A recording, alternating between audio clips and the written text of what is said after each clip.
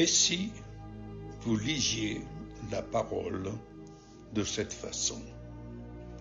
Exemple, dans Éphésiens chapitre 1er, je lis à partir du verset 3. Béni soit le Dieu et Père de mon Seigneur Jésus-Christ, qui m'a béni de toute bénédiction spirituelle dans les lieux célestes en Christ.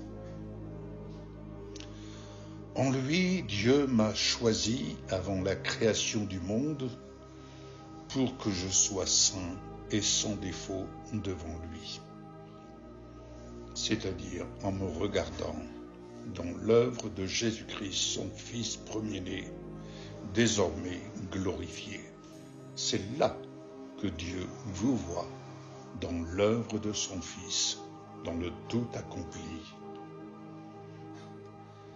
Dans son amour, il m'a prédestiné à être son enfant adopté par Jésus-Christ. C'est ce qu'il a voulu, dans sa bienveillance, pour que je célèbre la gloire de sa grâce dont il m'a comblé dans le bien-aimé, à savoir Jésus-Christ, son Fils, glorifié.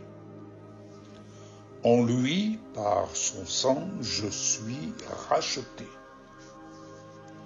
pardonné de mes fautes, conformément à la richesse de sa grâce. Question: comment vous regardez-vous? Désormais, vous pouvez vous regarder en Jésus-Christ comme ayant été purifié de tous vos péchés, d'hier, d'aujourd'hui et de demain. Dieu me l'a accordé avec abondance, en toute sagesse et intelligence. Il m'a fait connaître le mystère de sa volonté, conformément au projet bienveillant qu'il a formé en Christ pour le mettre à exécution lorsque le moment serait vraiment venu, à savoir de tout réunir sous l'autorité du Messie, c'est-à-dire à me réunir en lui. Aussi bien ce qui est dans le ciel, là où vous êtes ressuscités avec Jésus, et là où vous êtes assis en Jésus-Christ, et ce qui est sur la terre, c'est-à-dire vous, moi, nous sommes sur la terre, nous rappelant que le Seigneur nous dit cette parole: la terre est mon marchepied et le ciel est mon trône. Mais comprenons bien que ce marchepied est attenant à son trône. En lui, j'ai été désigné comme héritier, ayant été prédestiné suivant le plan de celui qui met tout en œuvre, conformément aux décisions de sa volonté, pour servir à célébrer sa gloire. Moi qui ai par avance espéré dans le Messie. Alléluia. En lui, moi aussi, après avoir entendu la parole de la vérité, l'évangile qui me sauve, en lui j'ai cru. Et j'ai été marqué, oui, j'ai été marqué de l'empreinte du Saint-Esprit qui m'a été promis. Il est le gage de mon héritage en attendant la libération de ceux que Dieu s'est acquis pour célébrer sa gloire. Combien encore dans ce monde doivent être délivrés pour célébrer la gloire de Dieu révélée en Jésus-Christ. Voilà un exemple.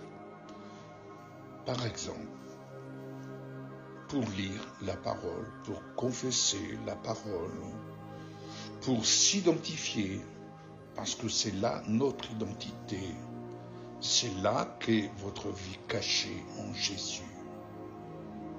Et vous savez, pendant que vous prenez ce temps de vous affectionner aux choses d'en haut, vous vous affectionnez à aller à la découverte de vous-même. Oui, c'est-à-dire de votre vie cachée en Christ. Et pendant qu'on s'affectionne aux choses d'en haut, on délaisse les choses terrestres. On délaisse les choses de l'adversité. Parce que le Seigneur Jésus nous dit ceci d'extraordinaire: je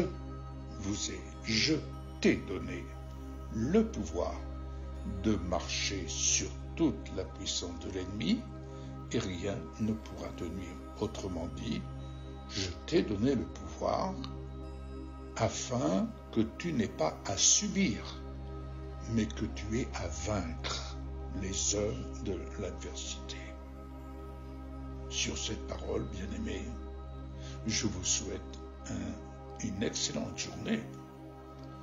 Je vous souhaite une excellente journée et soyez assurés, je prie pour vous, que le Seigneur vous vienne en aide en cet instant.